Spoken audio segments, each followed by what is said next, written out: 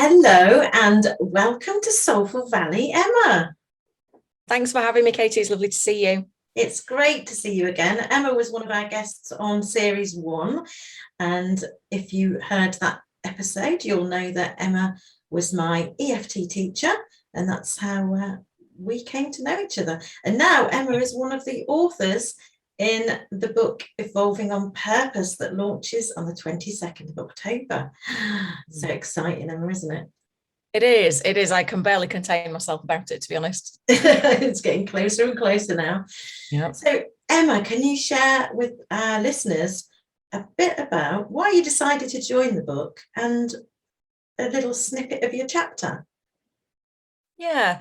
So I think the reason I decided to join the book, it's something I'd had on my radar for a long time.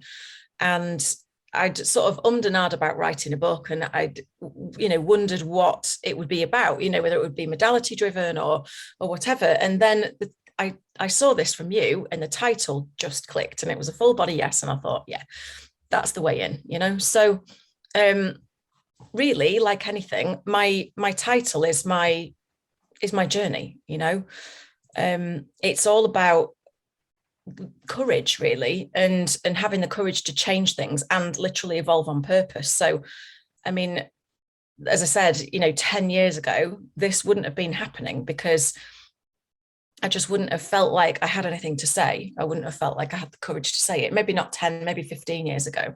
But in those last sort of 10 to 15 years, I've done a lot of work latterly coming across EFT, and it's changed everything for me. So going from feelings of literally, can't do anything right, not fitting in at school, being sort of verbally bullied and being the odd one out all the time, and being made to feel like, I was never good enough, to turning it around and building a business just by sort of being me, really. That's what's happened. And so in my chapter, I just go into a little bit about my journey, which was, it's been perfect because it's enabled me to experience loss, betrayal, disconnection, bullying, all of those things that make us feel less than, or that underscore the feeling that we maybe already have that is less than, and how I came to grips with it, really. Yeah. And EFT has been a powerful part of your journey, hasn't it? And it has been mine, and that's why I was so excited that you came into this book, because to me, you're the master of EFT, and it is the one thing that really shifted the subconscious patterns that were keeping me stuck for years in a loop. I've been in the personal development world for a decade. So finally to find something that really, really did shift, especially the money stories. Yeah. It's an incredible thing. So I know you've shared a previous episode about EFT, but that was a while ago now. So how have things transformed for you with that? Well, it's been a really exciting journey. So in the last, I would say 12 to 18 months, not only have I qualified in sort of, energetic wealth tapping, if you like, I also got my master trainer certification, which means that I understand how to train different people at different levels, and that I can train it thoroughly. It's like the seal of approval, if you like. So I was really happy about that, because it took a lot of work, and it actually took quite a lot of decision making and umming and ahhing and listening to intuition and, trying to sift through what the right thing to do was, because probably about almost a year ago now, I was at a point where I had to make a decision about whether I was going to go down the accredited route with it or not, because previously it was a perfectly insurable course, but it wasn't accredited. And so I decided that, for the good of everybody, we'd go down the accredited route. And so it's taken a long while to get there, because there's a lot of hoops to jump through. But now I'm really proud. And actually, I'm even at the point of creating now an EFT Academy, so that part of it goes back to being online study again, so that you do the work before you come to the session, and then we train in it together, and I mentor you as I go. So I'm trying in my own way to change the way that EFT is taught, so that it's more supportive to the practitioners, and that you get more mentoring and more on the spot coaching and guidance and stuff, rather than 3 days a manual and off you go and do your case studies. So it's changing a lot for me, because what I'm doing is, and especially since I've written the chapter in this book, is that I've realized how often in the past, I've kind of outsourced my decision making, you know, and I've basically not listened to my own judgment on things. And when I sat and was not forced, but I was given the space to think about this chapter and what it meant to me, and whatever, it brought up to me that actually, you know, sovereignty is huge. The question of your own decision making is huge. And so the last 2 years has been the most intense part of the journey yet. And it's been wonderful because it's changing everything, because I'm doing things how I want to do them, not how everybody else does them or says Absolutely. We should do them. And that's an easy one to get caught up in the online space, isn't it? Because you've got all of these coaches pushing all of these things out there that don't feel right to some of us, especially if we're sensitive. They just don't, some things just don't suit us, do they? So it's really important to listen to yourself, isn't it? And really get connected with what is good for you, what feels good for you, especially if you're on a healing journey as well, which I have been. So it's so powerful, and I can't wait to see where your academy goes. Awesome. Thank you.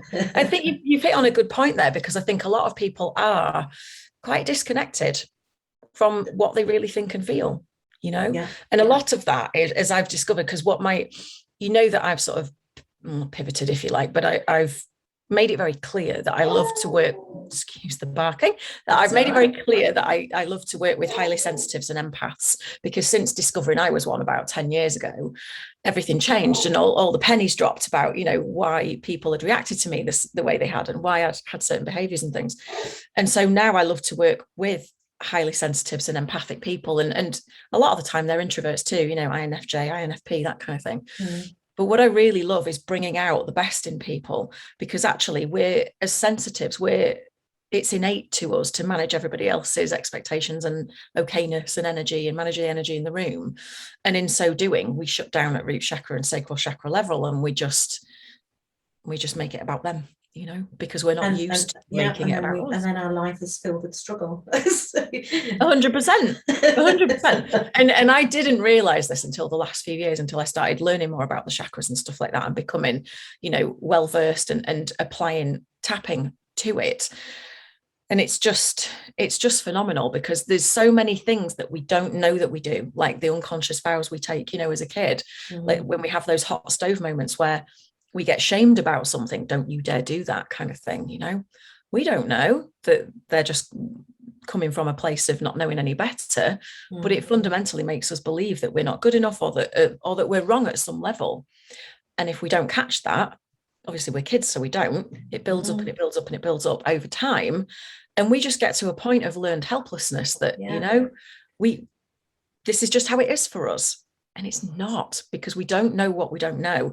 And that's the beauty of what we can do with tapping, is we can unearth what you don't know, and then we can shift it, which is just, I mean, I don't know many other modalities that do that. It's so powerful, you know. And you're never too old to change this. So you might have decades of programming, but it doesn't mean that you can't, you know, you've got to, that's your lot, and you've got to put up with it, does it? It's so powerful. And to shed all of those stories that you thought were you just believed that those things were you. It's really important. So how do people come and work with you, Emma? Where can they find you? I hang out a lot on Facebook. So it's facebook.com/Inner Smile Coach, because I named my business after the result I wanted people to have, basically. So Inner Smile Coach. I'm also on LinkedIn, Inner Smile with Emma Johnson, and I'm on Instagram as well, at Inner Smile Coach. So dead easy. I do have a website as well, which is empoweredprosperity.com. Although that's, you know, being improved, let's say, at the moment. It's evolving on purpose, just like mine. It's forever evolving. Absolutely. Tech evolves on purpose too, apparently. Yeah. So tapping is really good for getting over tech fear as well, by the way, just to let you know. Yeah, I use it a lot. And something I've been asking some of my guests is, what advice would you give to your 20-year-old self now? Oh, that's a great question. That is a great question. What advice would I give? Gosh, I think it boils down to this. You are perfect just as you are. There's nothing wrong with you. You're not broken.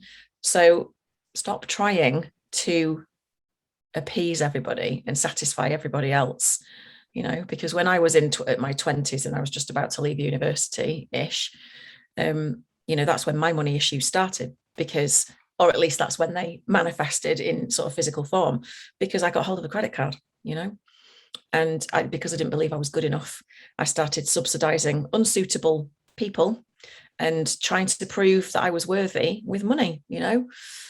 And so I would just tell her that she's good enough just as she is. There's nothing wrong with her, you know, and she is different, but for a really good reason.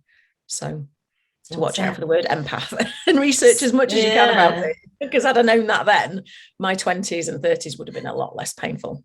Yeah, I think it's great that young people come to this stuff a lot earlier now, and don't have to go through decades of crap before they get there. Absolutely. My partner's daughter is 16 years old, and she is a raging empath, and I've got her into crystals and tapping and all sorts of stuff, and she's loving it, you know, because she's able to manage her own energy, her own anxiety, and that, how empowering is that for a 16-year-old young lady? Oh, it's brilliant. Awesome. Brilliant. Thank you so much for coming in and sharing a bit about your story today. It's been lovely to have you here again. Welcome. Thanks for having me. You're welcome. Bye for now. Bye for now.